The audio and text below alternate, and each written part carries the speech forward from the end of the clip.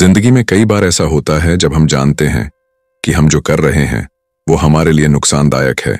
फिर चाहे वो स्मोकिंग हो, ओवरराइटिंग हो, सोशल मीडिया की लत हो या फिर खुद को बार बार नीचा दिखाना हो।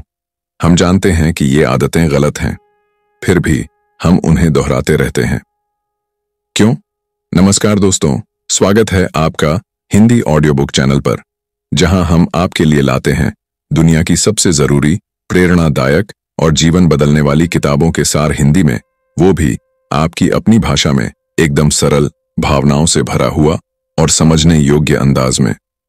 आज हम जिस किताब की बात करने जा रहे हैं वो है रीवायर। एक ऐसी किताब जो सिर्फ आपकी आदतें नहीं बदलती, बल्कि आपके दिमाग की वायरिंग को ही दोबारा सेट करने की ताकत रखती है। लेखक रिचर्ड ओकॉनर एक साइकोथेरेपिस्ट हैं जो सालों से डिप्रेशन, सेल्फ सैबोटाज, एडिक्शन और सेल्फ डिस्ट्रक्टिव बिहेवियर पर काम कर रहे हैं। इस किताब में वो हमें ये समझाते हैं कि बुरी आदतें या खुद को नुकसान पहुंचाने वाले व्यवहार अचानक नहीं आते। ये हमारी ब्रेन की पुरानी वायरिंग का नतीजा होते हैं। लेकिन अच्छी बात यह है कि हमारा दिमाग प्लास्टिक है, यानी बदलने की क्षमता रखता है। और यही रीवायर का असली मैसेज है कि अगर हम अपनी सोच, रिएक्शन और बिहेवियर को समझें और बार बार उन्हें सही दिशा में मोड़ें, तो हम अपनी खुद की वायरिंग को फिर से बना सकते हैं। इस किताब के 16 चैप्टर्स में रिचर्ड हमें स्टेप बाय स्टेप ये सिखाते हैं कि कैसे हम अपनी पुरानी आदतों को पहचानें, कैसे ऑटोमेटिक पायलट मोड से बाहर आएं और कैसे अपने कॉन्शियस और अनकॉन्शियस दिमाग को एक टीम की तरह काम करने के लिए तैयार करें। यह कोई जादू नहीं है, बल्कि प्रैक्टिस, सेल्फ अवेयरनेस और एक्शन का नतीजा है। ये किताब उन सभी लोगों के लिए है जो बार बार खुद से वादा करते हैं कि अब नहीं करूंगा, लेकिन खुद को फिर उसी चक्रव्यूह में फंसा पाते हैं। अगर आप सच में बदलाव चाहते हैं और चाहते हैं कि वो बदलाव टिकाऊ हो, तो रीवायर आपको वो साइंटिफिक टूल्स, इमोशनल क्लैरिटी और साइकोलॉजिकल अंडरस्टैंडिंग देती है जिसकी आपको जरूरत है। तो चलिए दोस्तों, इस सफर की शुरुआत करते हैं, जहां हर चैप्टर के साथ आप न सिर्फ अपनी पुरानी आदतों से लड़ेंगे, बल्कि एक नए खुद को गढ़ेंगे। बने रहिए हमारे साथ और सुनते रहिए हिंदी ऑडियो बुक, क्योंकि सीखना अब हुआ है आसान और बदलाव अब हुआ है मुमकिन। शुरुआत करते हैं चैप्टर 1 से। Chapter 1, the automatic you. जब हम अपने जीवन के बारे में सोचते हैं तो हमें लगता है कि हम अपने हर निर्णय को सोच समझ कर लेते हैं। हम मानते हैं कि हम अपने जीवन के मास्टर हैं और जो कुछ भी हम करते हैं वो हमारे कंट्रोल में होता है। लेकिन रिचर्ड ओकॉनर इस अध्याय की शुरुआत एक बहुत ही चौंकाने वाली सच्चाई से करते हैं कि हमारी जिंदगी का एक बहुत बड़ा हिस्सा एक ऐसे यू के नियंत्रण में होता है जिसे हम शायद जानते भी नहीं, और वो है ऑटोमेटिक यू। यह वो हिस्सा है हमारे भीतर जो बिना किसी चेतन निर्णय के काम करता है, जो सिर्फ आदतों और पुरानी प्रोग्रामिंग के आधार पर चलता है। उदाहरण के तौर पर सोचिए, जब आप सुबह उठते हैं तो क्या आप सोचते हैं कि अब मैं दांत ब्रश करूंगा? क्या आप हर कदम सोचते हैं ब्रश उठाना, टूथपेस्ट लगाना, पानी डालना? नहीं, ये सब कुछ लगभग अपने आप होता है। आप बस करते जाते हैं। यही है ऑटोमेटिक यू की ताकत। रिचर्ड बताते हैं कि ब्रेन इस तरह की ऑटोमेटिक प्रोग्रामिंग क्यों करता है। दरअसल हमारा मस्तिष्क एक सीमित ऊर्जा वाला अंग है। अगर हम हर छोटे बड़े काम के लिए सोचने बैठ जाएं, तो हमारा दिमाग बहुत जल्दी थक जाएगा। इसलिए वह उन्हीं कामों को ऑटोमेटिक बना देता है जिन्हें हम बार बार करते हैं। इससे हमारी ऊर्जा बचती है और हम ज्यादा जटिल चीजों के बारे में सोच पाते हैं। लेकिन इसी में एक बड़ी परेशानी छुपी है, क्योंकि दिमाग यह नहीं तय करता कि कौन सी आदत अच्छी है और कौन सी बुरी। वह सिर्फ इस पर ध्यान देता है कि कौन सी चीज बार बार दोहराई जा रही है। इसलिए अगर कोई व्यक्ति तनाव में धूम्रपान करता है और ये पैटर्न बार बार होता है, तो दिमाग इसे एक हल मान लेता है और हर बार तनाव आने पर उसी रास्ते को अपनाता है। धीरे धीरे यह प्रतिक्रिया ऑटोमेटिक बन जाती है। रिचर्ड इसे वायरिंग कहते हैं, यानी दिमाग में कुछ न्यूरल रास्ते इतने मजबूत हो जाते हैं कि वे अपने आप एक्टिव हो जाते हैं। जब तक हम इन्हें रोकने की कोशिश नहीं करते, तब तक हम एक तरह के रोबोट की तरह बन जाते हैं, जो सोचते तो हैं कि हम अपनी जिंदगी के मालिक हैं, लेकिन असल में हम उन आदतों के गुलाम होते हैं जो हमारे दिमाग में गहराई से बैठ चुकी होती हैं। रिचर्ड यहां एक और अहम बात कहते हैं कि ये ऑटोमेटिक यू न सिर्फ हमारी बुरी आदतों को चलाता है, बल्कि हमारे इमोशंस और रिलेशनशिप्स को भी प्रभावित करता है। जैसे अगर आपको बचपन से गुस्सा दबाना सिखाया गया है, तो आप हर बार टेंशन में खुद को शांत दिखाने की कोशिश करेंगे, भले ही अंदर से टूट रहे हों। या अगर आपको हमेशा ये महसूस कराया गया कि आप किसी लायक नहीं हैं, तो आप हर नई चुनौती से डरेंगे और खुद को साबित करने की बजाय पीछे हट जाएंगे। ये सब कुछ आपके सोचने से पहले होता है, क्योंकि ऑटोमेटिक यू हमेशा तेज होता है। वह आपके चेतन दिमाग से पहले एक्ट करता है। अब सवाल उठता है, अगर इतना कुछ ऑटोमेटिक यू चला रहा है, तो हम क्या कर सकते हैं? क्या हम बस इसके गुलाम बनकर रह जाएं? रिचर्ड कहते हैं, बिल्कुल नहीं। बदलाव की शुरुआत अवेयरनेस से होती है। हमें सबसे पहले ये पहचानना होगा कि कौन कौन से व्यवहार हमारे ऑटोमेटिक यू से संचालित हो रहे हैं। जब हम गुस्से में किसी पर चिल्लाते हैं, या स्ट्रेस में चॉकलेट खाने लगते हैं, या अकेलेपन में इंस्टाग्राम स्क्रॉल करते हैं, तो हमें खुद से पूछना चाहिए, क्या ये सच में मेरी पसंद है, या ये मेरा ऑटोमेटिक यू है जो एक्ट कर रहा है? जैसे ही हम अपने बिहेवियर को ऑब्जर्व करने लगते हैं, वैसे ही हम उसमें बदलाव लाने की शक्ति पाने लगते हैं।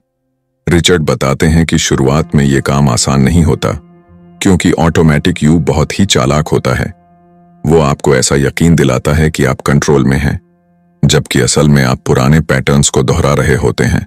इसलिए जरूरी है कि हम बिना जज किए अपने बिहेवियर को नोट करें और धीरे धीरे उसे बदलने की कोशिश करें। ये एक लंबी प्रक्रिया है, लेकिन इसी से रीवायरिंग शुरू होती है। इस चैप्टर का सार यही है कि जब तक हम अपने ऑटोमेटिक यू को नहीं पहचानेंगे, तब तक हम कोई भी बदलाव नहीं ला पाएंगे। और पहचान की शुरुआत होती है अवेयरनेस से, अपने हर एक्शन को समझने, देखने और स्वीकार करने से। बस वहीं से ट्रांसफॉर्मेशन शुरू होता है। Chapter 3, what changes. जब हम बदलाव की बात करते हैं, तो ज्यादातर लोग सोचते हैं कि बदलाव सिर्फ इच्छा, प्रेरणा या निर्णय से आ जाता है। लेकिन रिचर्ड ओ कॉनर इस अध्याय में हमें बताते हैं कि असली बदलाव एक गहरी, धीरे धीरे विकसित होने वाली प्रक्रिया होती है। यह केवल मन की बात नहीं है, यह दिमाग की रचना, न्यूरॉन की संरचना और वर्षों से बनी ऑटोमेटिक प्रोग्रामिंग को बदलने की बात है। इस चैप्टर में लेखक हमें समझाते हैं कि बदलाव सिर्फ सोचने या चाहने से नहीं आता, बल्कि उसे महसूस करना, जीना और अभ्यास करना पड़ता है। रिचर्ड कहते हैं कि हर बदलाव का पहला चरण होता है अवचेतन इनकम्पिटेंस, यानी हमें यह भी नहीं पता होता कि हम क्या गलत कर रहे हैं। हम उसी पैटर्न में जी रहे होते हैं और हमें लगता है कि सब ठीक है, जबकि भीतर ही भीतर हम खुद को नुकसान पहुंचा रहे होते हैं। दूसरा चरण है चेतन इनकम्पिटेंस, यानी हमें पहली बार एहसास होता है कि हम कुछ गलत कर रहे हैं। यह वह पेनफुल स्टेज होती है जहां आत्मग्लानि, शर्म और निराशा बहुत ज्यादा होती है। हम समझते हैं कि हमें बदलाव की जरूरत है, लेकिन हम अभी तक नहीं जानते कि वो बदलाव कैसे लाए। तीसरा चरण है चेतन कॉम्पिटेंस, यानी हम जानबूझकर नए तरीके से काम करना शुरू करते हैं। ये वह स्टेज होती है जहां हमें हर कदम पर ध्यान देना पड़ता है। पुरानी आदतें वापस खींचने की कोशिश करती हैं, लेकिन हम जोर देकर नए पैटर्न अपनाने की कोशिश करते हैं। और आखिरी चरण है अवचेतन कॉम्पिटेंस, जहां नया व्यवहार हमारी आदत बन जाता है।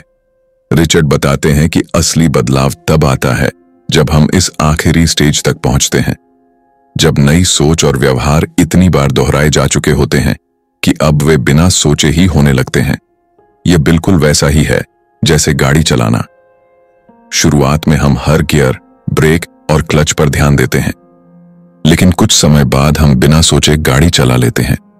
बदलाव का भी यही सिस्टम है, नया न्यूरल नेटवर्क बनाना और उसे इतना मजबूत करना कि पुराना नेटवर्क कमजोर पड़ जाए। लेखक हमें याद दिलाते हैं कि ऑटोमेटिक सेल्फ में जो भी आदतें या सोच मौजूद हैं, वे वहां अचानक नहीं पहुंची।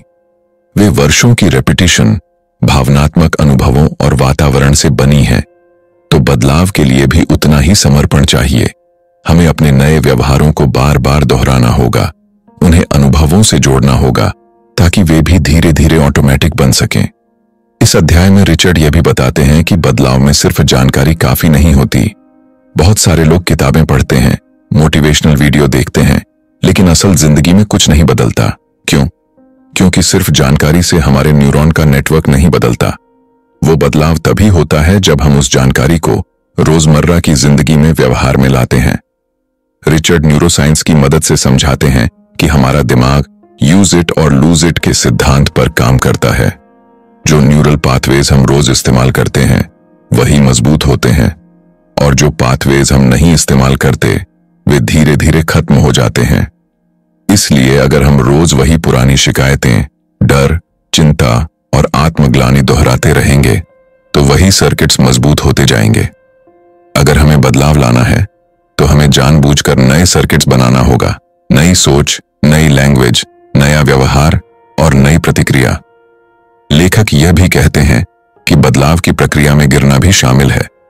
कोई भी व्यक्ति एक सीधी लाइन में नहीं बदलता। बीच में सेटबैक होते हैं, रिलैप्स होता है, पुराने पैटर्न वापस आते हैं। लेकिन इन पलों में खुद को कोसने के बजाय हमें यह समझना चाहिए कि सेटबैक भी बदलाव की प्रक्रिया का हिस्सा है। हमें उससे सीखकर फिर से उसी डायरेक्शन में आगे बढ़ना है। रिचर्ड इस चैप्टर में यह भी बताते हैं कि बदलाव में एनवायरनमेंट की भूमिका भी बहुत बड़ी होती है।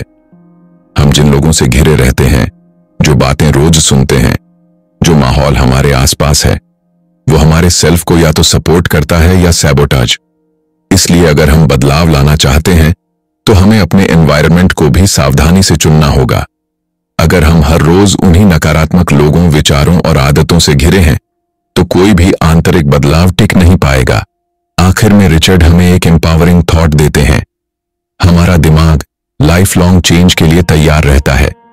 न्यूरोप्लास्टिसिटी की वजह से हम किसी भी उम्र में खुद को बदल सकते हैं। हमारे दिमाग की यह शक्ति कि वो नए कनेक्शन बना सकता है, नए रास्ते तैयार कर सकता है, ये बदलाव को संभव बनाती है। जरूरत है तो बस एक निरंतर संकल्प से भरे अभ्यास की। इस चैप्टर का मूल संदेश यही है कि बदलाव कोई जादू नहीं है, बल्कि यह एक वैज्ञानिक, व्यवहारिक और भावनात्मक प्रक्रिया है जिसे समझना और लगातार निभाना जरूरी है। अगर हम इस सफर को गहराई से समझें, सेटबैक्स को स्वीकारें और बार बार प्रयास करें, तो हम सच में खुद को रीवायर कर सकते हैं और एक नया जीवन बना सकते हैं। Chapter 4 a new mode of self understanding. इस अध्याय में रिचर्ड ओकॉनर हमें यह समझाने की कोशिश करते हैं कि अगर हमें सच में खुद को बदलना है तो सबसे पहले हमें अपने आप को देखने और समझने का तरीका बदलना होगा। हम अक्सर खुद को अपने व्यवहार, आदतों या भावनाओं के आधार पर पहचानते हैं। मैं आलसी हूं, मैं हमेशा उदास रहता हूं, मुझे गुस्सा जल्दी आता है। लेकिन ये सब हमारी सतही पहचाने हैं। लेखक कहते हैं कि हमें अपने पुराने दृष्टिकोण से बाहर निकलकर एक नए मोड़ में आना होगा, जहां हम खुद को न सिर्फ अपने व्यवहार के जरिए समझें, बल्कि उस व्यवहार के पीछे छिपे पैटर्न्स, ट्रिगर्स और कंडीशनिंग को भी पहचानें। रिचर्ड हमें एक गहरी बात बताते हैं। हमारा कॉन्शियस सेल्फ और ऑटोमेटिक सेल्फ दो अलग अलग लेवल पर काम करते हैं। कॉन्शियस सेल्फ वो है जो सोचता है, निर्णय लेता है, बदलाव चाहता है। ऑटोमेटिक सेल्फ वो है जो बिना सोचे समझे वही पुराने रिएक्शंस, हैबिट्स और रिस्पॉन्सेस दोहराता है। अब अगर हमें बदलाव चाहिए तो सिर्फ कॉन्शियस लेवल पर सोचने से काम नहीं चलेगा। हमें अपने ऑटोमेटिक सेल्फ को भी समझना और बदलना पड़ेगा। लेखक कहते हैं कि इसके लिए हमें अपने भीतर झांकने की आदत डालनी होगी। हर बार जब हम कोई पुरानी डिस्ट्रक्टिव हैबिट दोहराते हैं तो हमें पॉज लेकर पूछना होगा, मैं अभी क्या महसूस कर रहा हूं? इस भावना की जड़ कहां है? क्या यह प्रतिक्रिया सच में इस पल के लिए है या किसी पुराने अनुभव का हिस्सा है? रिचर्ड इस बात पर जोर देते हैं कि सेल्फ अंडरस्टैंडिंग कोई एक बार किया जाने वाला काम नहीं है। यह एक ऑनगोइंग प्रोसेस है। हर दिन, हर अनुभव, हर भावनात्मक रिस्पॉन्स के बाद हमें खुद से सवाल पूछना होता है।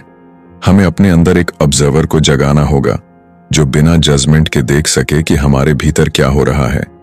यह ऑब्जर्वर मोड हमें इमोशनल रिएक्टिविटी से बचाता है और हमें अपने ऑटोमेटिक पैटर्न्स को पहचानने की शक्ति देता है।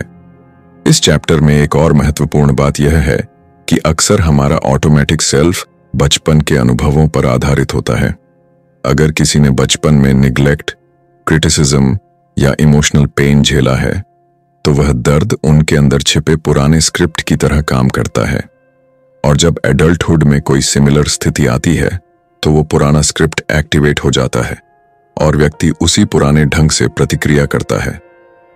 रिचर्ड कहते हैं कि अगर हम यह पैटर्न समझ जाएं कि हमारी वर्तमान समस्याएं अक्सर हमारे पास्ट की अनदेखी परतों से जुड़ी हैं, तो हम अपने ऑटोमेटिक सेल्फ को कंपैशन के साथ देख पाएंगे और उसे बदलने की कोशिश कर पाएंगे। लेखक माइंडफुलनेस की ताकत पर भी जोर देते हैं। माइंडफुलनेस यानी पूरी अवेयरनेस के साथ हर इमोशन, थॉट और बिहेवियर को ऑब्जर्व करना, बिना उसे दबाए, बिना खुद को दोषी ठहराए। जब हम इस अवेयरनेस के साथ अपनी जिंदगी जीने लगते हैं तो हमारे भीतर बदलाव की प्रक्रिया स्वतः शुरू हो जाती है, क्योंकि अब हम अनकॉन्शियस तरीके से नहीं जी रहे बल्कि हर पल को समझते हुए रिस्पॉन्ड कर रहे हैं। रिचर्ड बताते हैं कि अक्सर सेल्फ अंडरस्टैंडिंग को लोग वीकनेस समझते हैं। अगर मैं अपने अंदर झांकूंगा तो टूट जाऊंगा, मुझे डर है कि मैं अपने बारे में कुछ बुरा जान जाऊंगा। लेकिन सच्चाई यह है कि खुद को जानना ही सबसे बड़ा साहस है, क्योंकि तभी हम अपने दर्द, अपनी कमजोरियों और अपनी कंडीशनिंग को समझकर उन्हें हील कर सकते हैं। इस चैप्टर में लेखक हमें यह भी सिखाते हैं कि सेल्फ अंडरस्टैंडिंग का मतलब सिर्फ एनालिसिस नहीं है। यह कोई प्योरली इंटेलेक्चुअल प्रोसेस नहीं है, बल्कि यह एक इमोशनल, एक्सपीरियंशियल और डीपली पर्सनल प्रोसेस है। हमें सिर्फ यह जानना नहीं है कि हमारे ऑटोमेटिक पैटर्न्स क्या हैं, बल्कि उन्हें महसूस करना है, स्वीकार करना है और फिर उन्हें धीरे धीरे बदलना है। आखिर में रिचर्ड हमें एक बहुत जरूरी बात बताते हैं। जब हम खुद को समझते हैं तो हमारे भीतर एक नया सेल्फ पैदा होता है, एक ऐसा सेल्फ जो रिएक्टिव नहीं है, जो अवेयरनेस से भरा है, जो कंपैशनेट है और जो एक्टिवली अपनी हीलिंग और ग्रोथ की दिशा में कदम बढ़ाता है। यह नया सेल्फ ही बदलाव की असली कुंजी है। अगर हम इस अंडरस्टैंडिंग के साथ आगे बढ़ें तो न सिर्फ हम अपने पुराने पैटर्न्स से मुक्त हो सकते हैं, बल्कि एक नए तरह की शांति, स्थिरता और संतुलन की ओर भी बढ़ सकते हैं। यह अध्याय हमें खुद को देखने का एक नया लेंस देता है, और यही लेंस आने वाले हर बदलाव की शुरुआत बनता है। Chapter 5 why God gave us a new brain. इस अध्याय में रिचर्ड ओकॉनर हमारे मस्तिष्क की बनावट और उसकी शक्तियों को समझाते हुए हमें यह दिखाने की कोशिश करते हैं कि बदलाव संभव है, क्योंकि इंसान को एक ऐसा दिमाग मिला है जो खुद को देख सकता है, खुद को बदल सकता है और नए रास्ते बना सकता है। लेखक शुरुआत करते हैं उस बुनियादी फर्क से जो हमारे ऑटोमेटिक ब्रेन और रिफ्लेक्टिव ब्रेन के बीच होता है। ऑटोमेटिक ब्रेन वह हिस्सा है जो आदतों, प्रतिक्रियाओं और पुराने कंडीशनिंग के आधार पर काम करता है। यह तेज होता है, एफिशिएंट होता है, लेकिन यह हमारी कॉन्शियस अवेयरनेस से बाहर होता है। दूसरी ओर रिफ्लेक्टिव ब्रेन यानी हमारा प्रीफ्रंटल कॉर्टेक्स वह हिस्सा है जो सोचता है, निर्णय लेता है, योजना बनाता है और खुद के व्यवहार को ऑब्जर्व करता है। रिचर्ड बताते हैं कि इंसान को प्रकृति ने यह रिफ्लेक्टिव ब्रेन इसलिए दिया है ताकि वह अपनी इंस्टिंक्ट्स पर पूरी तरह निर्भर न रहे। अगर हम सिर्फ ऑटोमेटिक ब्रेन से काम करते तो हमेशा पुरानी आदतों में फंसे रहते। वही गुस्सा, वही दुख, वही टालने की आदतें, वही खुद को नुकसान पहुंचाने वाले व्यवहार। लेकिन रिफ्लेक्टिव ब्रेन की वजह से हम खुद को देख सकते हैं, सवाल पूछ सकते हैं, रुक सकते हैं और कुछ नया करने का चुनाव कर सकते हैं। यह हमारी सबसे बड़ी ताकत है। लेखक बताते हैं कि जो लोग बार बार डिस्ट्रक्टिव बिहेवियर्स में फंसे रहते हैं, जैसे एडिक्शन, एंजाइटी, क्रॉनिक एंगर या डिप्रेशन, वो अपने ऑटोमेटिक ब्रेन के कैदी बन जाते हैं।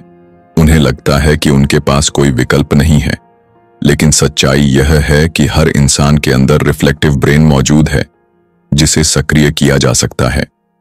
अगर हम माइंडफुलनेस, जर्नलिंग, सेल्फ रिफ्लेक्शन और थेरेपी जैसी प्रक्रियाओं के जरिए अपने रिफ्लेक्टिव ब्रेन को जागरूक बनाते हैं तो हम अपने पैटर्न्स को न केवल पहचान सकते हैं बल्कि उन्हें बदल भी सकते हैं। इस चैप्टर में लेखक न्यूरोप्लास्टिसिटी की शक्ति की बात करते हैं, यानी दिमाग की वो क्षमता जिससे वह नए कनेक्शंस बना सकता है। यह विज्ञान साबित कर चुका है कि अगर हम लगातार नए तरीके से सोचें, नई आदतें अपनाएं और माइंडफुलनेस के साथ जीवन जिएं, तो दिमाग की वायरिंग बदल सकती है। जिस सर्किट से हम बार बार गुस्सा होते हैं या तनाव में जाते हैं, वह कमजोर हो सकता है और नई पाथवेज बन सकती हैं जो ज्यादा शांत, ज्यादा बैलेंस्ड और ज्यादा रचनात्मक हों। रिचर्ड एक बेहद दिलचस्प उदाहरण देते हैं। जैसे किसी पहाड़ पर एक घिसा पिटा रास्ता होता है जिसे लोग सालों से इस्तेमाल कर रहे होते हैं, उसी तरह हमारे ऑटोमेटिक ब्रेन में भी कुछ पाथ्स होते हैं जो पुराने अनुभवों और दर्द की वजह से बार बार एक्टिवेट होते हैं। लेकिन अगर हम बार बार नए रास्ते पर चलने की कोशिश करें तो धीरे धीरे वह नया रास्ता गहराने लगता है और पुराना रास्ता घास फूस से ढक जाता है। यही है हमारे ब्रेन की चमत्कारी शक्ति। लेखक बताते हैं कि यह प्रक्रिया आसान नहीं है, क्योंकि ऑटोमेटिक ब्रेन तेज है, इंस्टेंटली प्रतिक्रिया करता है और हमें वही कंफर्ट देता है जो हम वर्षों से जानते हैं। लेकिन रिफ्लेक्टिव ब्रेन धीरे काम करता है, सोचने में वक्त लेता है और डिस्कम्फर्ट के जरिए बदलाव लाता है। हमें अपनी अटेंशन, एनर्जी और कमिटमेंट रिफ्लेक्टिव ब्रेन को देनी होगी। यहां पर रिचर्ड हमें चेतावनी भी देते हैं। अगर हम अवेयरनेस के बिना जीवन जीते रहेंगे तो चाहे हमारा रिफ्लेक्टिव ब्रेन कितना भी शक्तिशाली हो, वह कमजोर पड़ जाएगा, क्योंकि जो हिस्सा हम इस्तेमाल नहीं करते वह धीरे धीरे निष्क्रिय हो जाता है। इसलिए हमें रोज अपने अंदर उस ऑब्जर्वर को जगाना होगा जो हर भावना, हर प्रतिक्रिया को देख सके और तय कर सके कि क्या यह सच में जरूरी है, क्या यह मेरे लॉन्ग टर्म वेलबीइंग के लिए सही है। लेखक कहते हैं कि यही वो डिवाइन गिफ्ट है जो हमें पशुओं से अलग बनाता है। हम सिर्फ अपनी इंस्टिंक्ट्स के गुलाम नहीं हैं। हम सोच सकते हैं, बदल सकते हैं, खुद को इवॉल्व कर सकते हैं, लेकिन यह गिफ्ट तभी काम करता है जब हम उसे एक्टिवेट करें, नर्चर करें और उस पर भरोसा करें। यह अध्याय हमें यह भरोसा देता है कि चाहे हमारे ऑटोमेटिक पैटर्न्स कितने भी मजबूत क्यों ना हो, हमारे अंदर एक ऐसा ब्रेन मौजूद है जो उन्हें बदल सकता है। यह बदलाव रातों रात नहीं होता, लेकिन अगर हम प्रैक्टिस करें, पेशेंस रखें और अपने रिफ्लेक्टिव सेल्फ से जुड़ें, तो हम अपने आप को फिर से गढ़ सकते हैं। रिचर्ड हमें यह भी याद दिलाते हैं कि यह यात्रा अकेले तय करना मुश्किल हो सकता है, इसलिए सपोर्ट सिस्टम, थेरेपी और सेल्फ कंपैशन जरूरी है। हमें अपने गिरने पर खुद को कोसने की बजाय यह समझना होगा कि हम एक बायोलॉजिकल और इमोशनल सिस्टम को फिर से प्रशिक्षित कर रहे हैं। यह काम साहस, जागरूकता और समय मांगता है। अंत में यह चैप्टर हमें यह सिखाता है कि बदलाव किसी चमत्कार से नहीं आता, बल्कि यह हमारे दिमाग की एक वैज्ञानिक और आध्यात्मिक प्रक्रिया है, जिसे समझकर, अपनाकर और सम्मान देकर हम अपनी जिंदगी को एक नई दिशा दे सकते हैं। Chapter 6 the automatic self in control. इस अध्याय में रिचर्ड ओकॉनर हमें यह समझाने की कोशिश करते हैं कि हम कैसे अपने ऑटोमेटिक सेल्फ के नियंत्रण में रहते हैं और यह कैसे हमारी आदतों, भावनाओं और व्यवहारों को गहराई से प्रभावित करता है। ऑटोमेटिक सेल्फ का मतलब है वह हिस्सा जो बिना सोचे समझे बीते अनुभवों और कंडीशनिंग के आधार पर काम करता है। यह फास्ट होता है, रिफ्लेक्सिव होता है और अक्सर सर्वाइवल इंस्टिंक्ट्स से संचालित होता है। लेखक बताते हैं कि जब हम कह देते हैं, मैं नहीं चाहता था ऐसा करना लेकिन फिर भी कर बैठा, तो दरअसल वह हमारा ऑटोमेटिक सेल्फ ही होता है जो कंट्रोल में आ जाता है। हम सोचते हैं कि हम अपने एक्शंस के जिम्मेदार हैं, लेकिन सच तो यह है कि ज्यादातर समय डिसीजंस पहले से ही हमारे सबकॉन्शियस में तय हो चुके होते हैं। हम सिर्फ उन्हें जस्टिफाई करते हैं। रिचर्ड विस्तार से बताते हैं कि ऑटोमेटिक सेल्फ कैसे रिवॉर्ड और पनिशमेंट के अनुभवों से बनता है।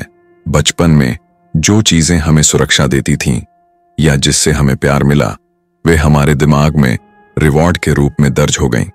उसी तरह जो अनुभव डरावने थे या जिनसे हमें चोट लगी, वे पनिशमेंट की तरह रजिस्टर हुए। धीरे धीरे हमारा ब्रेन उन्हीं पैटर्न्स को दोहराने लगता है, क्योंकि वह कंफर्ट और सर्टेनिटी की तलाश में रहता है। लेखक कहते हैं कि यह ऑटोमेटिक सेल्फ बहुत सटल तरीकों से एक्टिव होता है।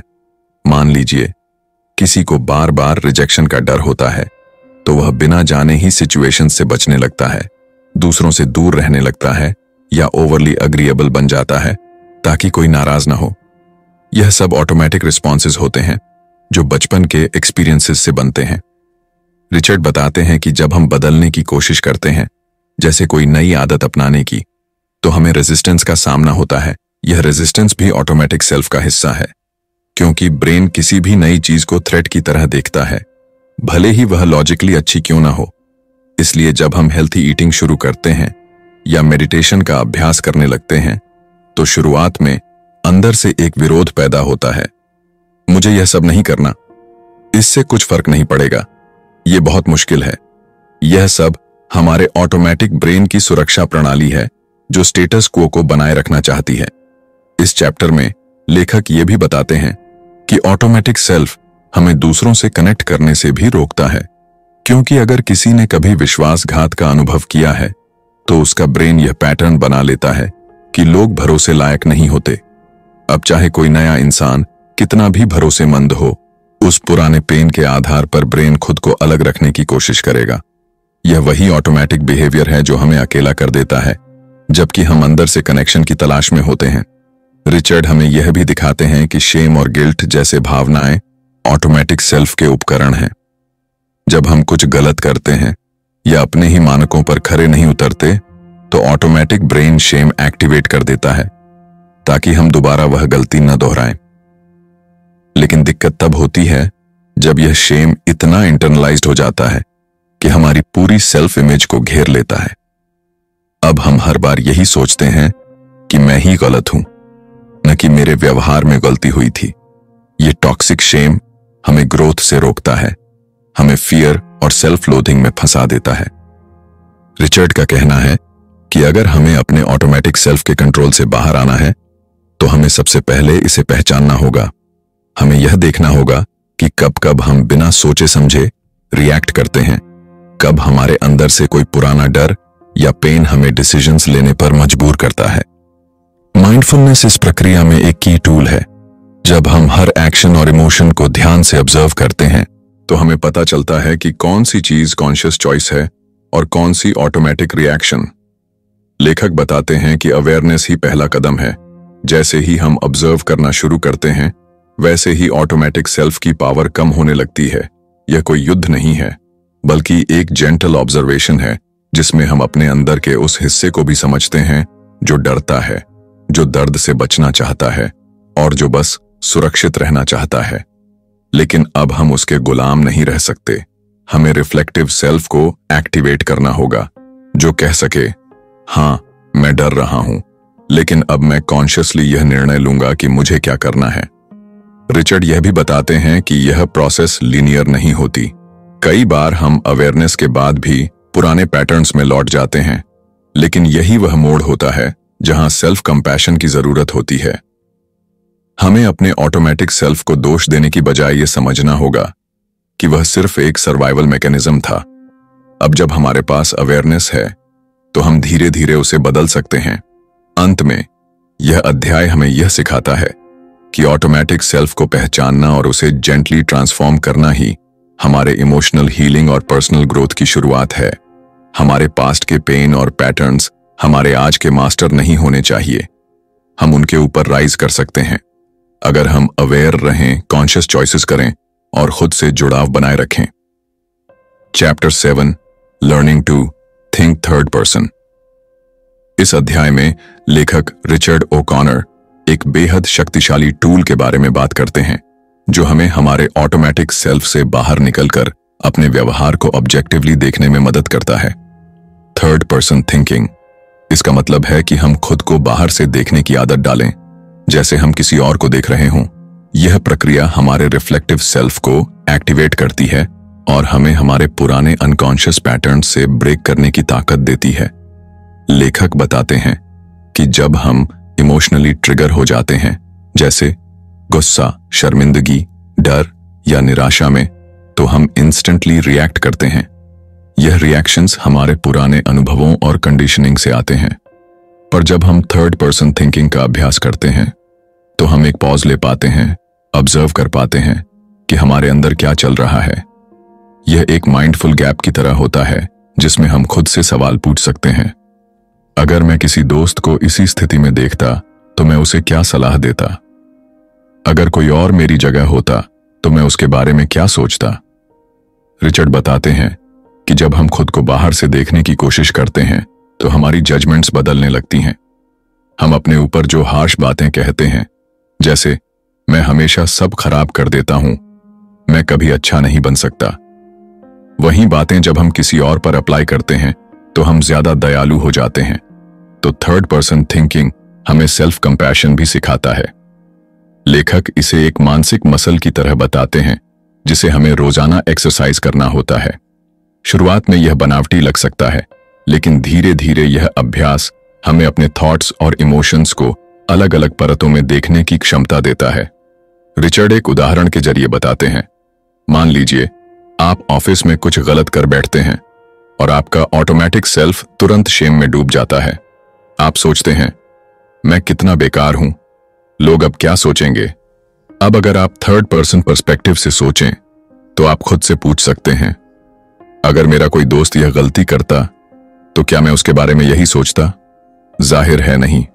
आप कहते, कोई बात नहीं, इंसान गलती करता है, अगली बार संभल जाना। तो क्यों ना अपने लिए भी वही नजरिया अपनाएं? यह शिफ्ट ही हीलिंग का पहला कदम बनता है।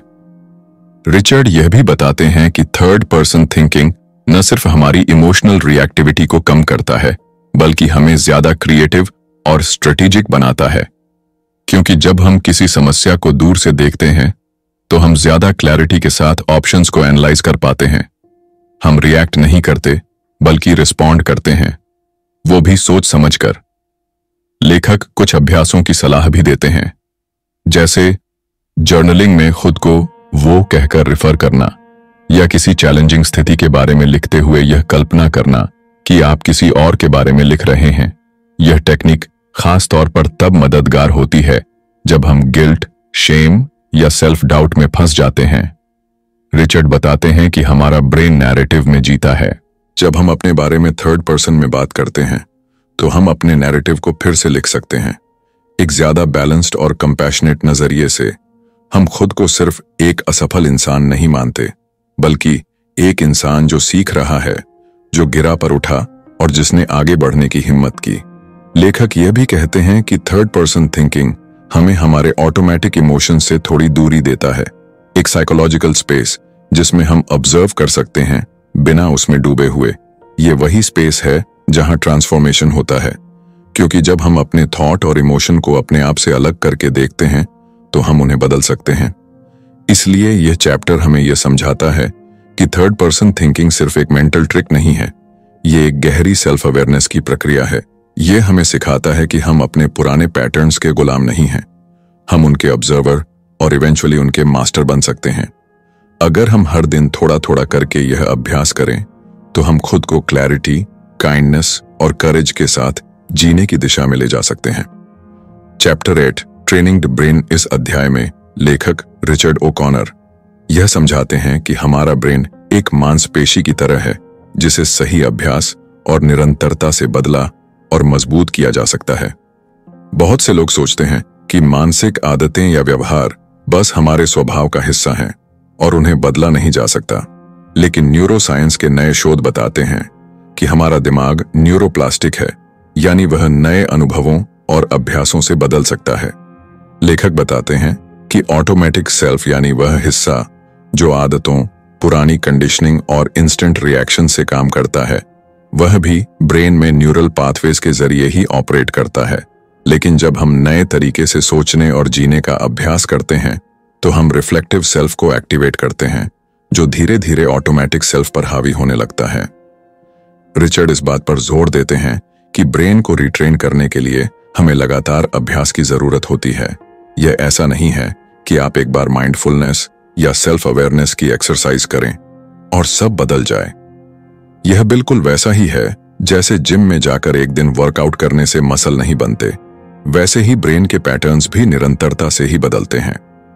लेखक बताते हैं कि ट्रेनिंग का सबसे पहला स्टेप है ध्यान देना। हमें यह नोटिस करना होगा कि हम किन सिचुएशंस में ऑटोमेटिक पायलट पर चले जाते हैं, कब कब हम बिना सोचे समझे रिएक्ट करते हैं या खुद को पुराने डिस्ट्रक्टिव थॉट्स में घसीट लेते हैं। जब आप इस अवेयरनेस के साथ अपने अनुभवों को ऑब्जर्व करते हैं तो आप छोटे छोटे गैप्स बनाने लगते हैं जहां चॉइस पैदा होती है। रिचर्ड बताते हैं कि इन गैप्स में हमें नया न्यूरल पैटर्न बनाने का मौका मिलता है। अगर हम बार बार गुस्से में आकर चिल्लाते हैं तो हमारा ऑटोमेटिक सेल्फ उस न्यूरल पाथ को मजबूत करता जाता है। लेकिन अगर हम एक बार भी गुस्से के समय पॉज लेकर डीप ब्रेथ लें और कॉन्शियसली रिस्पॉन्ड करें तो हम एक नया रास्ता बना रहे होते हैं। यह शुरुआत में मुश्किल होता है क्योंकि पुरानी आदतें मजबूत होती हैं, लेकिन अभ्यास से हम उन्हें वीकन कर सकते हैं और नए पाथवेज को स्ट्रॉन्ग बना सकते हैं। लेखक कहते हैं कि मेडिटेशन, जर्नलिंग, एफर्मेशंस, विजुअलाइजेशन और सेल्फ टॉक जैसे टूल्स हमारे ब्रेन को रिट्रेन करने में मदद करते हैं। जब हम रोज कुछ मिनट माइंडफुलनेस में बिताते हैं तो हम अपने दिमाग को शांत और एकाग्र रहना सिखाते हैं। जब हम जर्नलिंग करते हैं तो हम अपने विचारों को वर्ड्स में लाकर उन्हें पहचानने और बदलने का अभ्यास करते हैं। रिचर्ड यह भी समझाते हैं कि रिवॉर्ड सिस्टम का उपयोग कैसे करें। ब्रेन डोपामिन रिलीज करता है जब उसे कुछ अच्छा अनुभव होता है। अगर हम हर छोटे बदलाव या जीत पर खुद को मेंटल रिवॉर्ड दें, जैसे शाबाश तूने आज रिएक्ट नहीं किया, तो हमारा ब्रेन उस नए पैटर्न को ज्यादा पसंद करने लगेगा। यह रीइंफोर्समेंट न्यूरोप्लास्टिक चेंज को तेज करता है। इस अध्याय में लेखक एक बेहद जरूरी बात यह भी कहते हैं कि सेटबैक्स या रिलैप्सेस इस प्रक्रिया का हिस्सा हैं। अगर आप कभी दोबारा पुराने तरीके से रिएक्ट कर लेते हैं तो इसका मतलब यह नहीं कि आपने प्रगति नहीं की। यह सिर्फ यह दिखाता है कि पुरानी न्यूरल पाथवेज अब भी सक्रिय हैं, लेकिन आप उन्हें पहचान पा रहे हैं। यह अपने आप में एक सक्सेस है। रिचर्ड सुझाव देते हैं कि आप अपने दिन के भीतर कुछ स्पेसिफिक मोमेंट्स चुनें जहां आप ब्रेन ट्रेनिंग कर सकते हैं, जैसे सुबह उठते ही ग्रैटिट्यूड का अभ्यास, दोपहर में कुछ मिनट की माइंडफुलनेस, किसी स्ट्रेसफुल मीटिंग के बाद रिफ्लेक्शन या सोने से पहले दिन की समीक्षा। ये छोटे छोटे रिचुअल्स आपके दिमाग को लगातार रीवायरिंग की दिशा में ले जाते हैं। इस चैप्टर का सार यह है कि हमारा ऑटोमेटिक सेल्फ कोई स्थायी सच्चाई नहीं है। यह एक सीखा हुआ पैटर्न है जिसे हम नए अभ्यासों और जागरूकता से बदल सकते हैं। हमारा ब्रेन तैयार है बदलने के लिए। जरूरत है सिर्फ धैर्य, नियमितता और थोड़ा सा विश्वास। अगर हम खुद को इस प्रक्रिया के लिए कमिट कर दें तो हम अपने अंदर एक ऐसा मानसिक वातावरण बना सकते हैं जो क्लैरिटी, कंपैशन और कंट्रोल से भरा हो। Chapter 9, your separate selves. इस अध्याय में लेखक रिचर्ड ओ'कॉनर यह समझाने की कोशिश करते हैं कि हर इंसान के अंदर कई हिस्से होते हैं, कई वर्जन्स होते हैं, एक नहीं बल्कि मल्टीपल सेल्व्स। हम अक्सर सोचते हैं कि हम एक ही आइडेंटिटी हैं, लेकिन सच्चाई यह है कि अलग अलग परिस्थितियों में हमारा अलग व्यवहार, अलग सोच और अलग भावनाएं होती हैं। यह इस बात का संकेत है कि हमारे अंदर कई सेल्व्स मौजूद हैं जो वक्त और माहौल के हिसाब से सामने आते हैं। लेखक बताते हैं कि सबसे बड़ा संघर्ष तब होता है जब हमारा रिफ्लेक्टिव सेल्फ, यानी वह हिस्सा जो बदलाव चाहता है, हमारी भलाई के लिए डिसीजंस लेना चाहता है, वो और हमारा ऑटोमेटिक सेल्फ, यानी जो आदतों, इंपल्सेस और पुराने पैटर्न्स से बना है, एक दूसरे से टकराते हैं। मसलन हम सुबह तय करते हैं कि आज हम हेल्थी रहेंगे, एक्सरसाइज करेंगे, जंक फूड नहीं खाएंगे, लेकिन शाम होते होते वही ऑटोमेटिक सेल्फ एक्टिव हो जाता है जो कहता है बस आज ही खा लेता हूं, कल से शुरू करेंगे। यह जो इंटरनल कॉन्फ्लिक्ट है यही दर्शाता है कि हमारे अंदर एक नहीं बल्कि कई सेल्व्स हैं, जिनमें से हर एक की प्रायोरिटीज, फियर्स और डिजायर्स अलग होती हैं। रिचर्ड कहते हैं कि ये मल्टीपल सेल्व्स कोई कमजोरी नहीं है, बल्कि इंसानी अनुभव की वास्तविकता है। समस्या तब होती है जब हम इन सेल्व्स को पहचान नहीं पाते और एक को दूसरे पर हावी होने देते हैं। जब हम खुद को सिर्फ उस एक हिस्से से आइडेंटिफाई करते हैं जो गलतियां करता है, जो कमजोर पड़ता है, जो इंपल्सेस में फंसता है, तब हम गिल्ट और शेम में डूबने लगते हैं। लेकिन अगर हम यह समझें कि वो सिर्फ हमारे अंदर का एक हिस्सा है और हम उसके अलावा भी बहुत कुछ हैं, तो हम खुद को ज्यादा कंपैशन के साथ देख सकते हैं। लेखक ये भी बताते हैं कि हर सेल्फ का एक ओरिजिन होता है। कोई सेल्फ चाइल्डहुड ट्रॉमा से निकला होता है, कोई पेरेंटल एक्सपेक्टेशन से, कोई समाज के दबाव से, तो कोई सर्वाइवल इंस्टिंक्ट से। इनमें से कुछ सेल्व्स हमारे लिए प्रोटेक्टिव भी होती हैं, जैसे एक ऐसा हिस्सा जो लोगों से दूरी बनाए रखता है ताकि हर्ट ना हो, या एक ऐसा सेल्फ जो हमेशा प्लीजिंग मोड में रहता है ताकि रिजेक्शन से बचा जा सके। लेकिन जब ये प्रोटेक्टिव सेल्व्स पुरानी परिस्थितियों से चिपके रहते हैं, तब ये हमारे ग्रोथ में बाधा बनते हैं। रिचर्ड सुझाव देते हैं कि हमें इन सेल्व्स को अलग अलग समझने, पहचानने और उनसे संवाद करने की जरूरत है। यह ठीक वैसा ही है जैसे एक थेरेपिस्ट अपने क्लाइंट से बात करता है। हमें अपने अंदर के उस गस्सैल सेल्फ से पूछना चाहिए, तू क्यों इतना नाराज है? उस डरपोक सेल्फ से कहना चाहिए, मैं समझता हूं कि तू डरा हुआ है, लेकिन अब मैं संभाल लूंगा। इस तरह की इंटरनल बातचीत हमारे अंदर इंटीग्रेशन की शुरुआत करती है। यह चैप्टर इस बात पर भी जोर देता है कि हमें किसी एक सेल्फ को दबाने की कोशिश नहीं करनी चाहिए, बल्कि हमें हर हिस्से को सम्मान के साथ देखना चाहिए, क्योंकि हर सेल्फ किसी न किसी मकसद से बना था, चाहे वो मकसद अब काम का ना हो।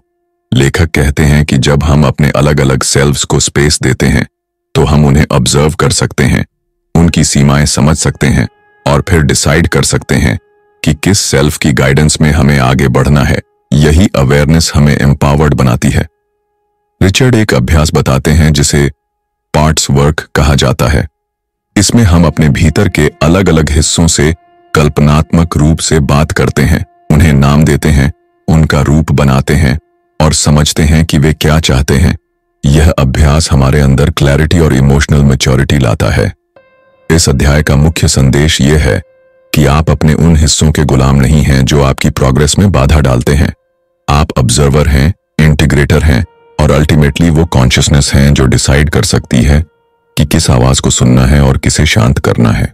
जब हम अपने भीतर के इन हिस्सों को जान लेते हैं, तो हम खुद से लड़ना बंद कर देते हैं और अपने अंदर एक गहरा शांति का अनुभव करते हैं।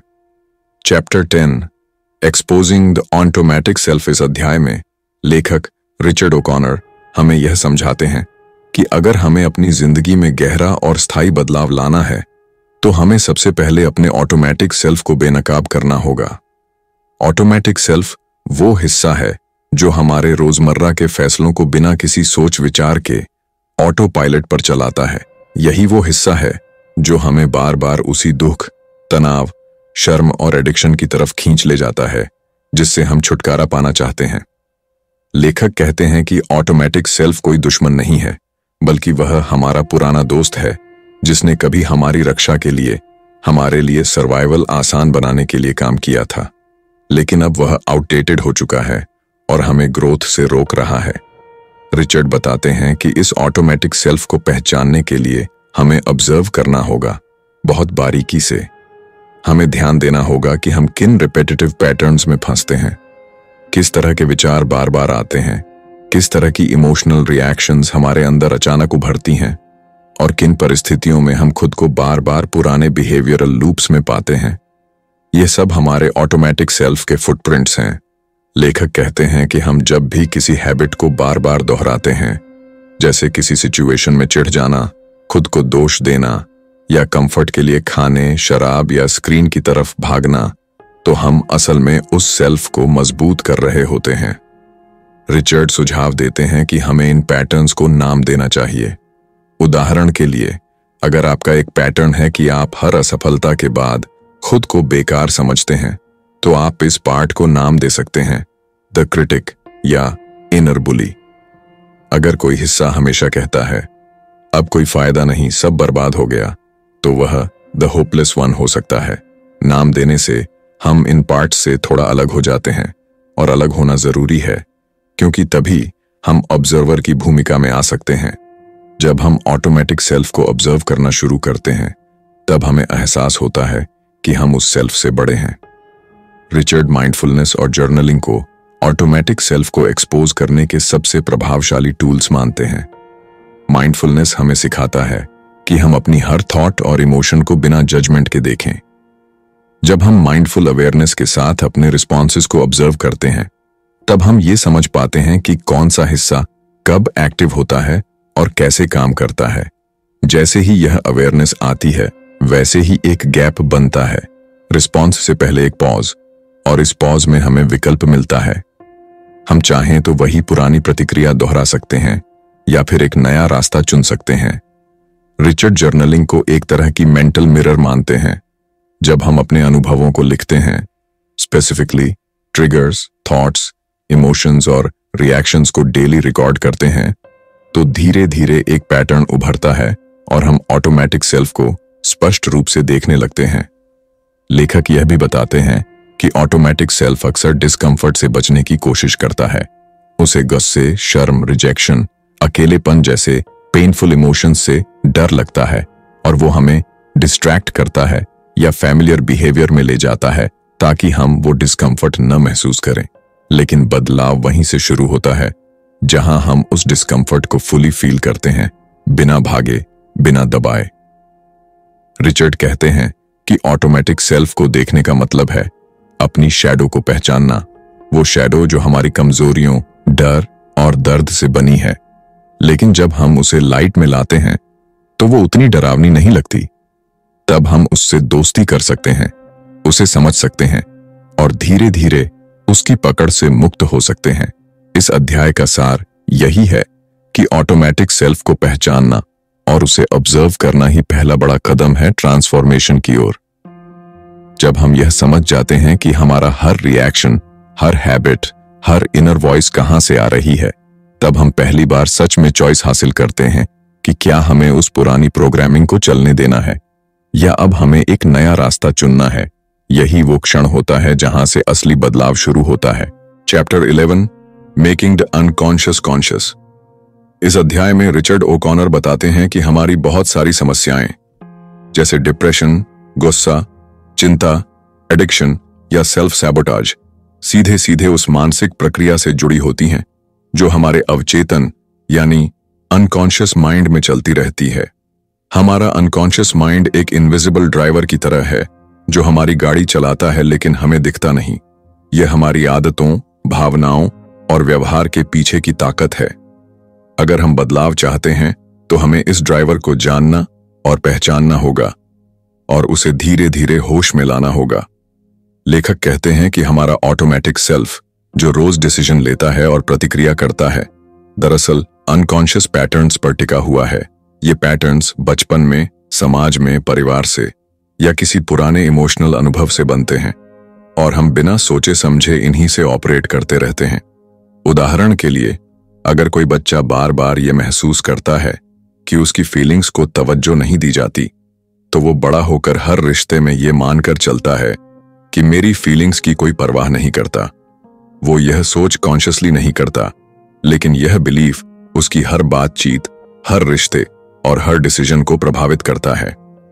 रिचर्ड बताते हैं कि हम में से ज्यादातर लोग अपने माइंड का बहुत ही छोटा हिस्सा कॉन्शियसली इस्तेमाल करते हैं। बाकी सब कुछ ऑटो पायलट पर चलता रहता है और जब हम खुद को डिस्ट्रक्ट करने वाले बिहेवियर दोहराते हैं तो वो अक्सर उसी अनकॉन्शियस प्रोग्रामिंग की वजह से होता है जिसे हम देख ही नहीं पाते। इसीलिए लेखक कहते हैं, बदलाव का पहला कदम है जो अनजाना है उसे जानना। रिचर्ड अवेयरनेस को हीलिंग का पहला और सबसे जरूरी टूल मानते हैं। जब हम किसी बिहेवियर के पीछे छिपे इमोशन या बिलीफ को समझ लेते हैं तो वो बिहेवियर अपनी ताकत खोने लगता है। मान लीजिए आप बार बार किसी खास तरह की टॉक्सिक रिलेशनशिप में फंसते हैं। जब आप यह पहचान लेते हैं कि आपके अंदर एक अनकॉन्शियस बिलीफ है कि मैं प्यार के लायक नहीं हूं या मुझे हमेशा खुद को साबित करना होगा, तो आप उस पैटर्न से बाहर निकलने लगते हैं। रिचर्ड एक पावरफुल अभ्यास बताते हैं, पॉज और रिफ्लेक्ट का। जब भी कोई स्ट्रॉन्ग इमोशन आए या आप किसी ट्रिगर में फंस जाए तो खुद से यह पूछिए, मैं अभी क्या महसूस कर रहा हूं? यह भावना कहां से आ रही है? क्या यह कोई पुराना अनुभव है जो फिर से एक्टिवेट हो गया है? ये सवाल आपके अनकॉन्शियस मटेरियल को सरफेस पर लाते हैं और जैसे जैसे ये बातें सतह पर आती हैं, वैसे वैसे आपका कंट्रोल बढ़ने लगता है। लेखक कहते हैं कि हमारे अनकॉन्शियस बिलीफ्स अक्सर बाइनरी होते हैं, या तो सब कुछ अच्छा या सब कुछ बुरा, या तो मैं सफल हूं या मैं नाकाम। इस तरह की रिजिड सोच हमें इनर फ्लेक्सिबिलिटी से दूर रखती है। लेकिन जब हम उन्हें ऑब्जर्व करते हैं और चैलेंज करते हैं तो हम नए, ज्यादा बैलेंस्ड विचार बना सकते हैं। रिचर्ड इस बात पर भी जोर देते हैं कि इस अवेयरनेस को कंपैशन के साथ लाना जरूरी है। अगर हम अपने अनकॉन्शियस पार्ट्स को जज करेंगे तो वो और गहराई में छिप जाएंगे। हमें यह समझना होगा कि इन पैटर्न्स ने किसी समय पर हमारी रक्षा की थी, हमें सरवाइव करने में मदद की थी। अब समय है कि हम उन्हें जेंटली रिलीज करें। इस अध्याय का केंद्रीय संदेश है कि हमारा अनकॉन्शियस माइंड कोई रहस्यमय शक्ति नहीं है जिसे हम समझ नहीं सकते। अगर हम अवेयरनेस, क्यूरियोसिटी और सेल्फ रिफ्लेक्शन के साथ अपने अंदर झांकें तो धीरे धीरे वो हिस्सा रोशनी में आ जाता है। और जब एक बार अनकॉन्शियस कॉन्शियस हो जाता है तब हम असल में जिम्मेदारी लेना शुरू करते हैं, अपनी जिंदगी की, अपने बिहेवियर की और अपने फ्यूचर की। यही असली आत्मज्ञान की शुरुआत है और यही असली हीलिंग है। Chapter 11, making the unconscious conscious.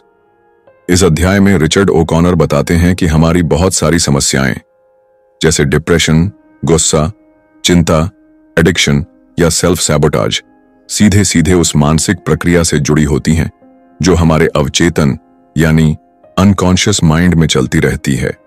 हमारा अनकॉन्शियस माइंड एक इनविजिबल ड्राइवर की तरह है जो हमारी गाड़ी चलाता है लेकिन हमें दिखता नहीं। यह हमारी आदतों, भावनाओं और व्यवहार के पीछे की ताकत है। अगर हम बदलाव चाहते हैं तो हमें इस ड्राइवर को जानना और पहचानना होगा और उसे धीरे धीरे होश में लाना होगा। लेखक कहते हैं कि हमारा ऑटोमेटिक सेल्फ जो रोज डिसीजन लेता है और प्रतिक्रिया करता है, दरअसल अनकॉन्शियस पैटर्न्स पर टिका हुआ है। ये पैटर्न्स बचपन में, समाज में, परिवार से या किसी पुराने इमोशनल अनुभव से बनते हैं और हम बिना सोचे समझे इन्हीं से ऑपरेट करते रहते हैं। उदाहरण के लिए, अगर कोई बच्चा बार बार ये महसूस करता है कि उसकी फीलिंग्स को तवज्जो नहीं दी जाती, तो वो बड़ा होकर हर रिश्ते में ये मानकर चलता है कि मेरी फीलिंग्स की कोई परवाह नहीं करता। वो यह सोच कॉन्शियसली नहीं करता, लेकिन यह बिलीफ उसकी हर बातचीत, हर रिश्ते और हर डिसीजन को प्रभावित करता है। रिचर्ड बताते हैं कि हम में से ज्यादातर लोग अपने माइंड का बहुत ही छोटा हिस्सा कॉन्शियसली इस्तेमाल करते हैं। बाकी सब कुछ ऑटो पायलट पर चलता रहता है।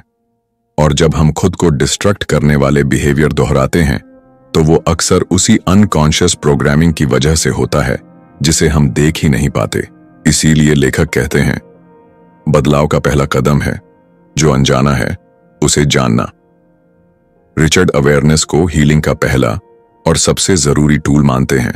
जब हम किसी बिहेवियर के पीछे छिपे इमोशन या बिलीफ को समझ लेते हैं तो वो बिहेवियर अपनी ताकत खोने लगता है। मान लीजिए आप बार बार किसी खास तरह की टॉक्सिक रिलेशनशिप में फंसते हैं।